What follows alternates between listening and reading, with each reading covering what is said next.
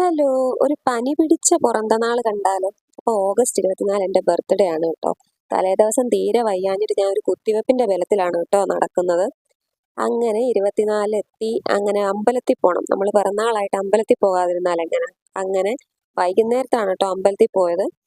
രാവിലെ തീരെ വയ്യായിരുന്നു, ഞാൻ കിടക്കുമായിരുന്നു. അങ്ങനെ അമ്പലത്തിൽ പോയി പ്രാർത്ഥിച്ചു. കുളിച്ചത് കൊണ്ടാണോ അതോ തലേ ദിവസത്തെ കുത്തിവെപ്പ് കൊണ്ടാണോ മരുന്ന് കഴിച്ചത് കൊണ്ടാണോ എന്നൊന്നും എനിക്കറിയില്ല. എന്തായാലും എനിക്ക് മാറി, പനി കുറഞ്ഞു.